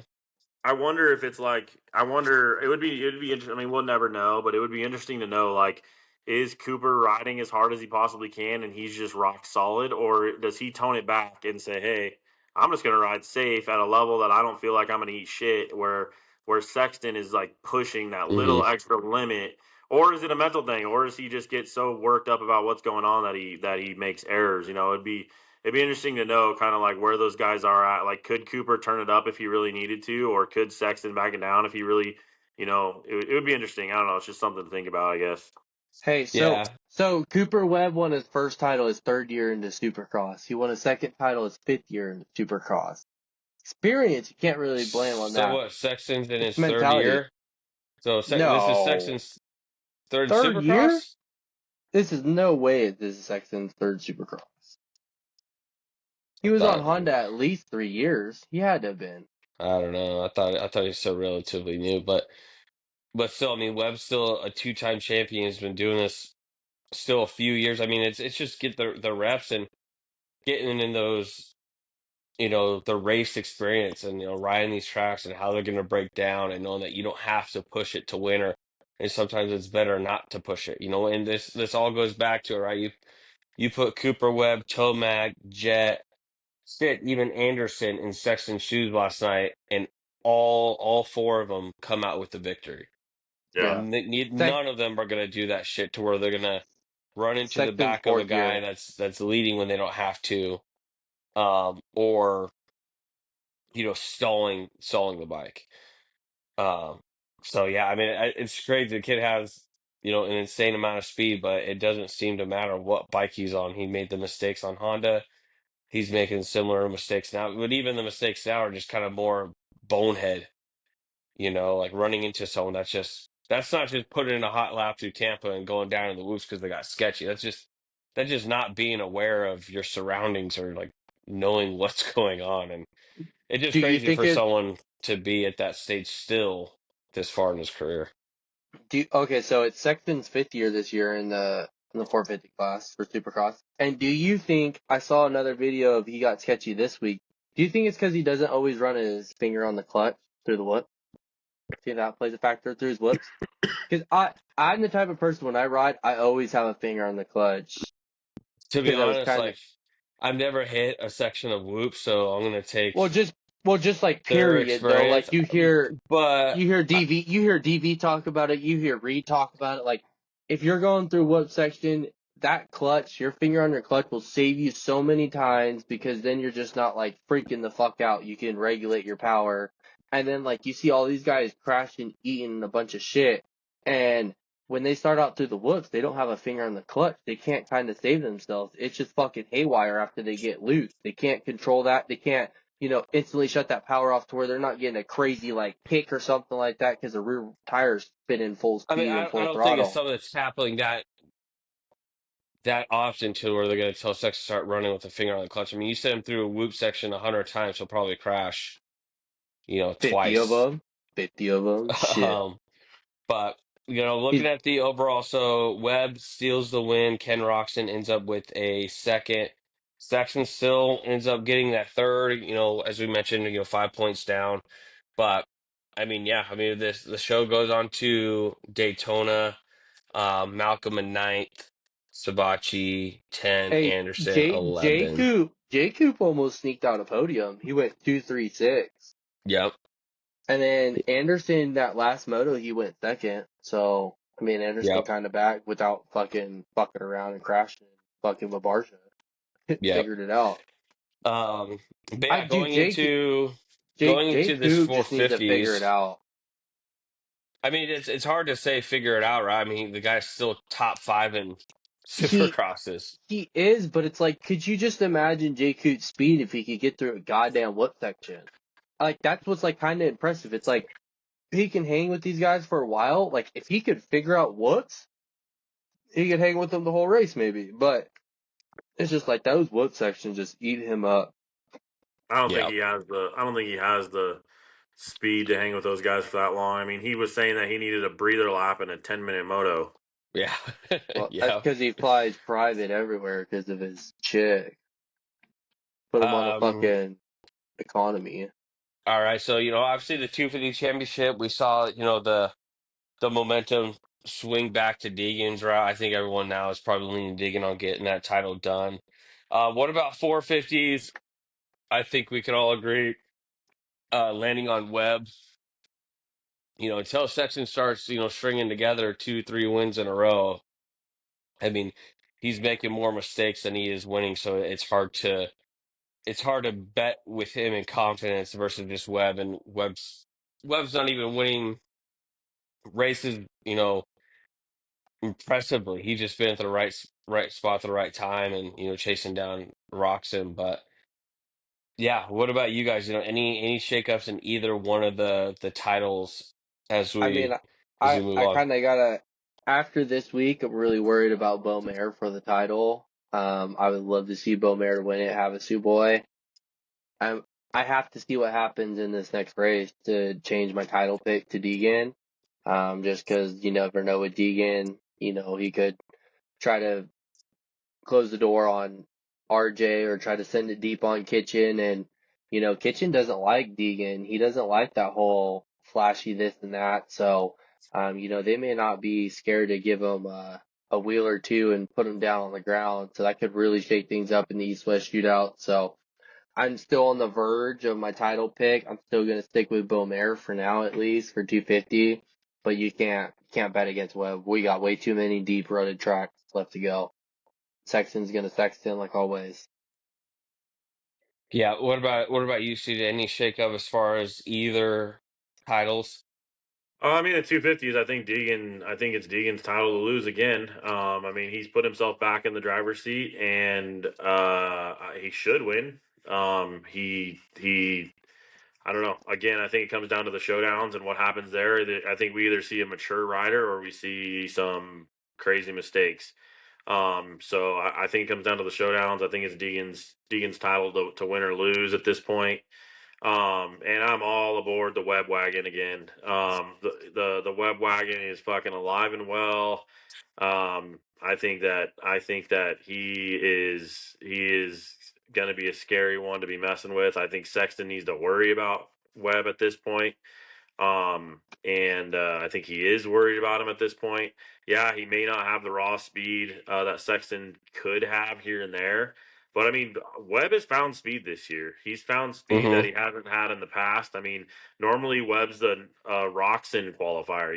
He's a ninth place qualifier, and he comes out and he still somehow wins 4 to 6 mains a year. He's like And Reed. yeah, and now we see him up there going shot for shot with Sexton, trying to be the fastest qualifier, and that says something. I think I still think that's the Jet phase there. I think Jet forced everybody to go and figure out how to get faster or get Mm-hmm. left in the dust, and yeah, I think he's faster than he's ever been, and I think that he still has that racecraft. And whether it's him turning it down a little bit and just knowing that I need to ride safe and get through this main, or it's experience, or it's whatever it is, I don't know what's going on, but that mixed with a little bit more speed is difficult. It's going to be difficult for any of these guys to get around him. You talking about the jet thing, like having everyone bring their intensity up? Do you think maybe it plays into a factor of like fitness? Like maybe these guys have improved their fitness side in order to keep up that pace instead of, them just having to sprint for 5 to 10 minutes. Now with what Jet's ability was, what they've seen in the last year or two, that like it forced them to get maybe more into fitness, maybe build that base even more just to be able to handle that stamina that Jet is putting out there instead of, technically riding ability. It's more just I that don't think fitness. I don't think anyone looks at Jet and is like, I need to start working out harder and training harder off the bike. I mean, Jet's pretty scrawny, but I mean, he just makes it look easy. I mean, every rider for the last few years has been doing some kind of training facilities, some kind of camp. I think it's just a new style of technique. We saw Webb and Tomac, start doing the corners with their feet on the pegs, and I think Jet has just evolved and just found this new smooth style of riding to where it doesn't take a lot of energy to ride like that, and it's Well, super yeah, efficient too. Well, yeah, so it's efficient for Jet, but that makes everyone else that, maybe can't do that technique. They have to build their fitness, now to be able to handle that pace to whatever they're doing on a bike in order to keep up, with Jet for that amount of time. Cause yeah, Jet makes it look like he's like it's Talladega Nights, like it's the Frenchman out there freaking beating everyone in NASCAR, like he's sipping tea while riding around a motocross track. But everyone else, they're pushing through it, they're scrubbing stuff as much as possible. So it's causing their fitness, like they have to go back to the gym and be like, I need to build my Well, base yeah, and you more. know what? I think it was. RC on the Gypsy Tales, like I think he straight up said like I was not going to be faster than MC, but I could work out harder and be in better shape to where like that's where I'll get him.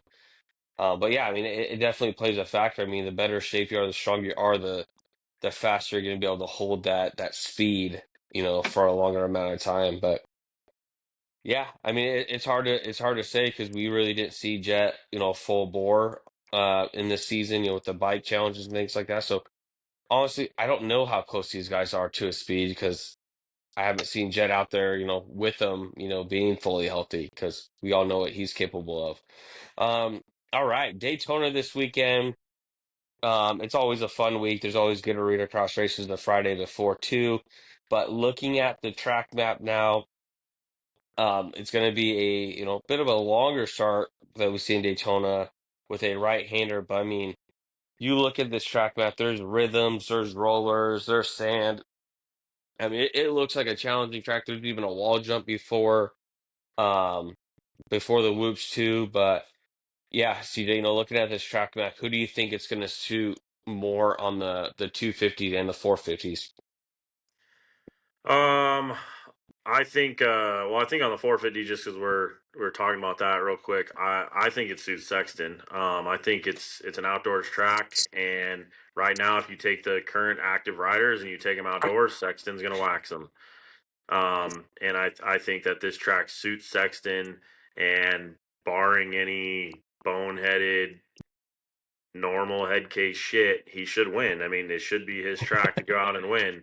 But you never know with Sexton. Um, as I far feel as like this the track maybe it might help Sexton because it's not very good lit from what all the riders say. It's gonna be dark. Maybe it's gonna literally force him because he can't fucking see where he's going, yeah, But to it's where he's also yeah, not gonna have very to tone it down. it's not very technical either because it's kind of more of an outdoor track. It's not as Yeah, geeky. It's not as it's not Supercross style. You kind of let it flow a little bit more. yeah. Which I What mean, about 250s? Sexton's super fucking technical. I mean, Oh Sexton's yeah, one of the most technical that there is. But I mean, he's also just flat out. He has some raw outdoor speed that. I mean, I think if there's a section or two that you got to get sketchy, kind of like JS7 used to do at that track, and some stuff like that. Like if there's some sketchy shit, I think it'll definitely suit Sexton. I don't think anyone else is really going to get like that. hmm I think that we see the best ride from AP that we've seen all year at Daytona. What's that gonna look Um, like? what is that? Probably a fifth or Fourth, something. That'd be a huge improvement. Yeah, I don't know. I think that he has some good outdoor rides, and he's tall, and that track gets pretty gnarly. And I mean, AP needs to have some luck go his way, but I think he could have a top five, top four ride in Daytona. But 250s. So we're going back east, huh? Yep. Um, Anstey's got man, a commanding lead right now. He's yeah. I sitting. mean, it's hard to go with anybody other than Nancy right now. He got ripped off by Kitchen, or the He didn't look great AMA. outdoors on that star bike though. Yeah, But there's his first like 2-3 races on the start bike, so it's hard to judge that. It's hard, and he never races outdoors mainly Hey, on the Masterpool 250. did better than it, and he hopped on a PC bike. Masterpool only knows outdoors. What does he do in Supercross season? You got a He's on lot the of couch. excuses over there, Justin. What do you mean? yeah. I think Masterpool? You're gonna compare Masterpool and Anstey? Masterpool's raced maybe 5 Supercross races in his life, and he died in San Diego trying to fucking hit a quad. And Anstey at least can fucking top 10 in outdoor on a 450 bike. I think I mean I still think it's Anstey's race to win. I mean Levi's going to be good there. RJ's going to be good there. Yeah. I mean I think Levi could win. I don't know. I want to see Levi win without some bullshit going on. I don't know. I think Anstey's got something to prove though. I don't think he's very stoked with how that last race went, and I think he's going to come out guns a blazing. And I think he realizes that hey, at 30 whatever 31 years young, I still have a chance to win a title. And I'm picking Anstey. Yeah, I was trying to see how Anthony's gone at Daytona in previous What's your what's your races. what's your feelings on Hampshire CJ at Daytona? I mean, he's good. I mean, Hampshire's good. I think he could win any race.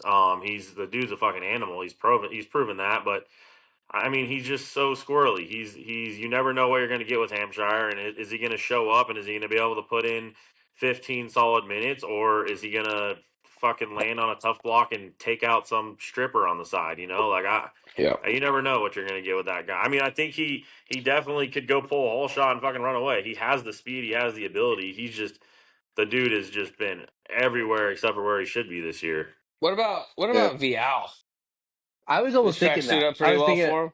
kind of outdoor, kind of, maybe a little bit faster I pace. mean, he I hasn't shown a lick of speed so far in this No, 250 East Coast. I mean, a he hasn't done anything that's really popped off Anstey this race.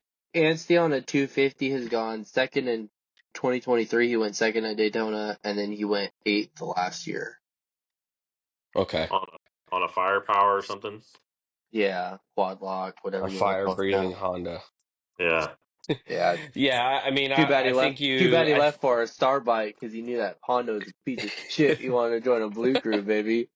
I think Anstey's probably still the favorite too. I mean, you don't know what you're gonna get with Levi Kitchen. His starts definitely suck. I mean, who knows? It could be a Hammaker, show up and puts down. He could be a Thrasher opportunity to win too. yeah.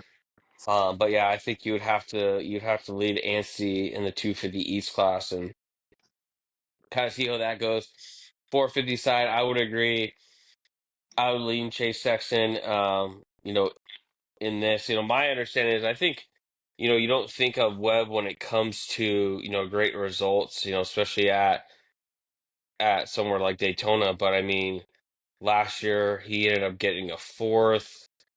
He got a second in 2023, I mean, he can and ride outdoors. then yeah, and then what's the year before that? Second. So I mean, he's been on the podium pretty consistently at Daytona. Um, so yeah, I mean, he might still be, even if Sexton goes and wins. I mean, Webb could still get a second or third and be Still tied with have the the points points, still lead. leading. What about you, Justin? Who do you like for Daytona?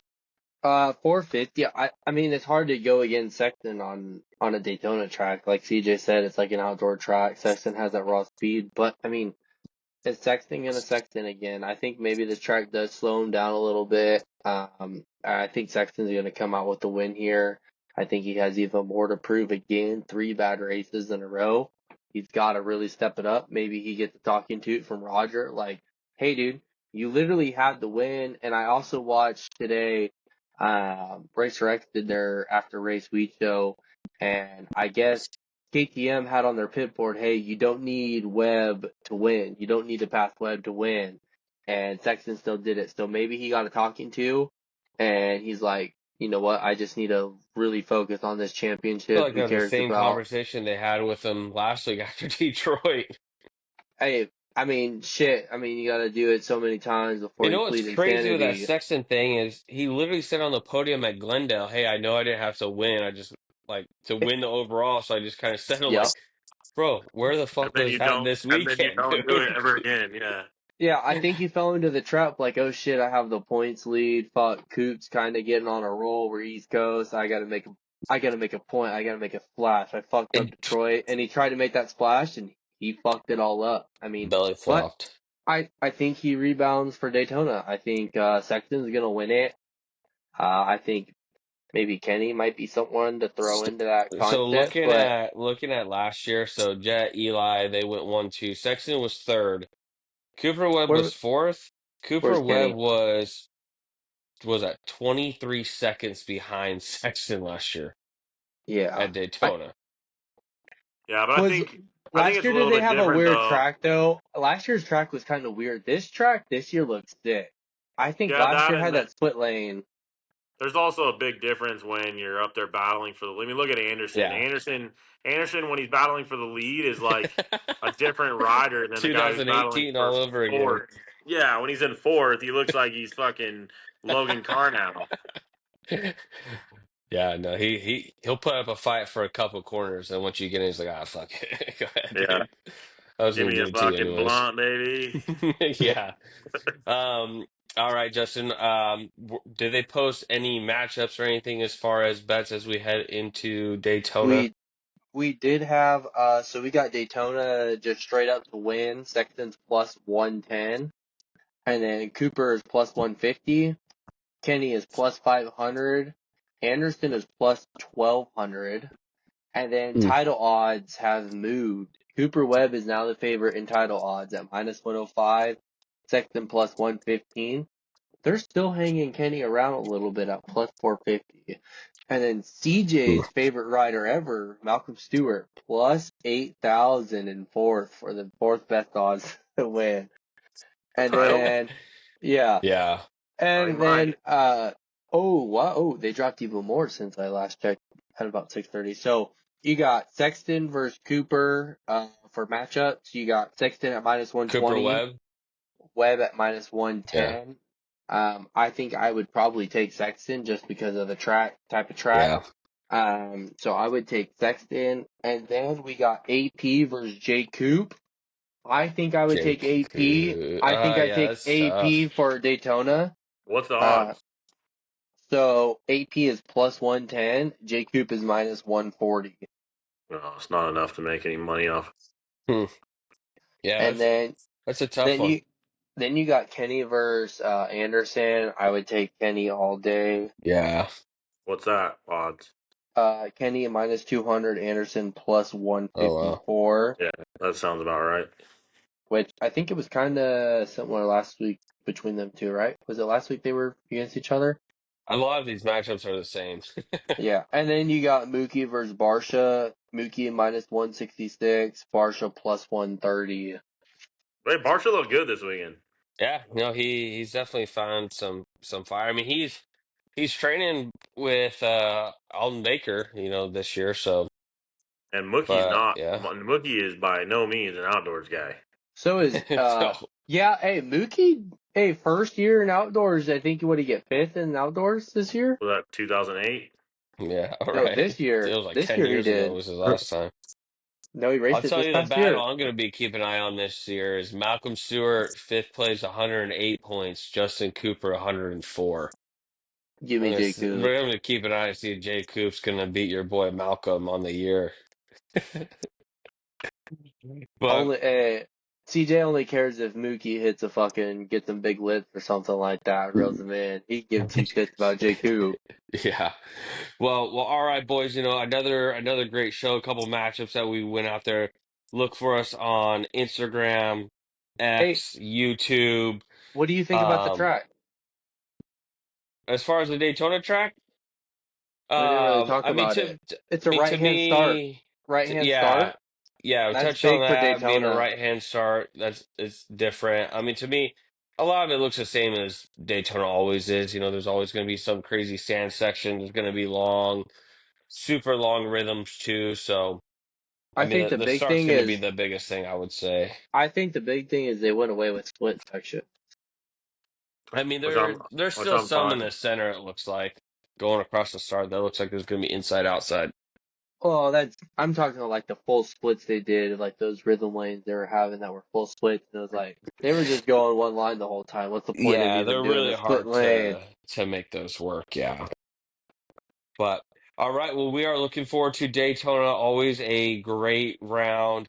Once again, thank you to Kaden Lewis for coming on the podcast, and we had a great time supporting him. But that's all we got. Find us YouTube, Spotify, X, Instagram. But we will see you next week as we talk about this wrap up in Daytona. But we will see you next week. Later. But Woo!